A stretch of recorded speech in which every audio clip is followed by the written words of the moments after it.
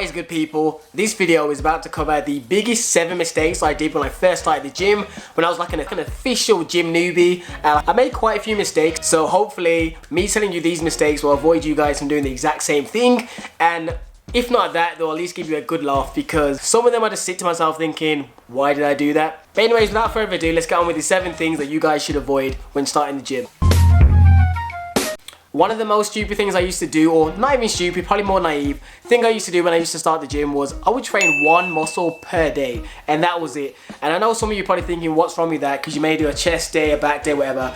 But I would sometimes go and do like just biceps, or well, I'd say it's an arm day, but really all I'd be doing is bicep curls, and it was just things like that, which is not optimal. A full hour something session on arms alone is just doesn't make sense. So do not make this mistake. I know some of you may think, oh, I'm just gonna go to the gym and train arms. I don't mind doing that on like a deload day or a deload week, something like that. When you feel really sore, you're meant to take a rest day, you decide to train arms. But for the most part, training arms for an hour and 40 minutes or whatever ridiculous thing I was doing with my friends is a really naive thing to do. Because when I was doing things like a bicep day, a chest day, a shoulder day, a back day, a leg day, and triceps, is between the muscle groups is too long a period. Number 2 now is definitely one that I know I'm not alone in. A lot of people think this, and it was believing that supplements were damn near magic. Like, I'd just buy supplements just for the hell of it. I remember actually the first time I ever bought a gym supplement, this is before I actually properly started training.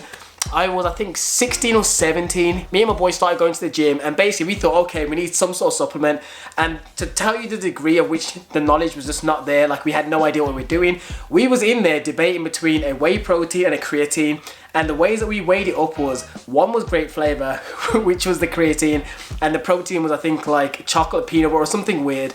So we was just like, okay, which one should we decide between the two? So we're there not really knowing anything what these supplements really do, but we're there trying to decide between the creatine and the whey protein, not based on its actual use, but based on the flavor.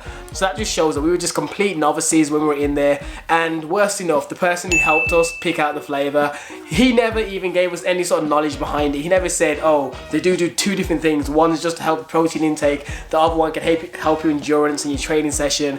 They didn't tell us any of that. They just took our money and we gave them the £30 and that was it. So yeah, we just believed, and many of you probably out there as well, believe that as soon as you start the gym, you need to take supplements to get big. It's not true. The best way to get big and actually gain muscle size is eating a lot more food. If you have a poor nutrition but just take supplements, you are not going to see the results that you would like to make. Trust me, I've been there. Don't just think supplements are going to do all the work. It's not gonna.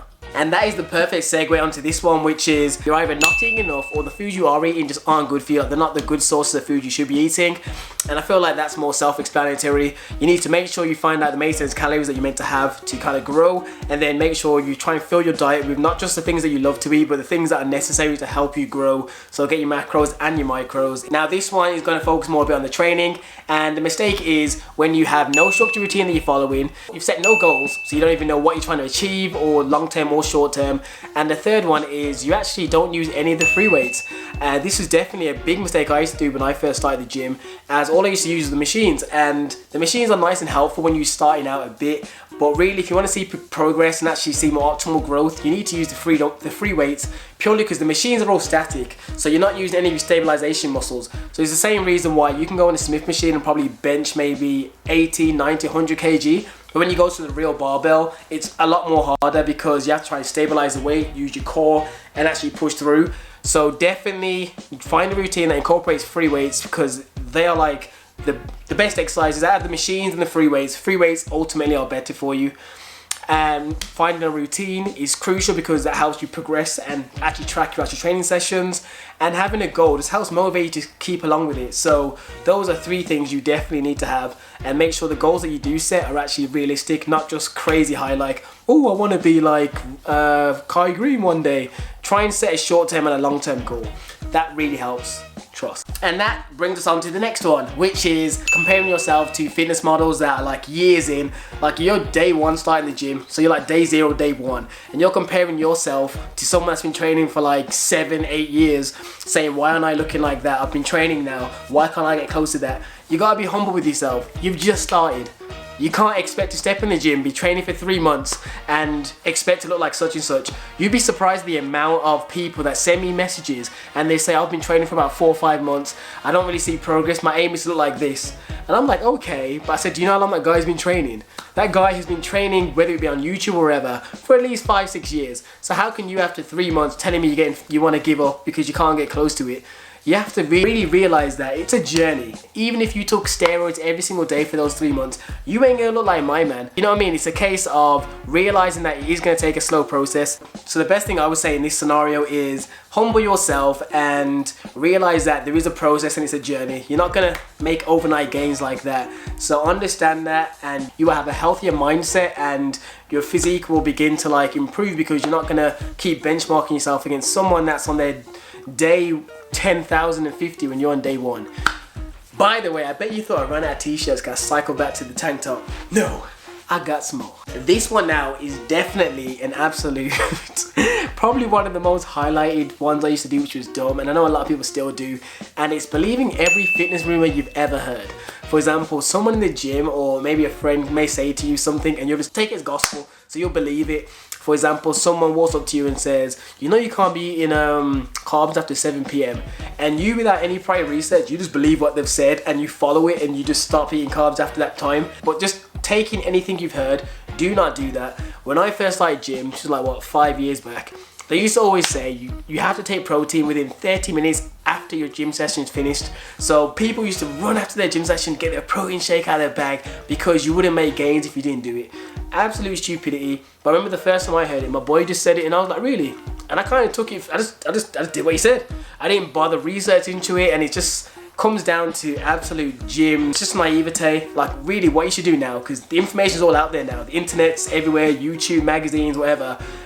All you have to do now is do your own research. Like someone tells you something, it doesn't mean that they're false or they're gonna be lying. What you need to do is actually independently go find out the information for yourself. Go look at a few different websites, a few different sources, a few different magazines. If they all are saying the same thing, then it's probably correct. But don't just go from one source, whether it be a friend or one website, and just take it as gospel. So be sure to do your own research. Finally, this is probably one of the most important ones.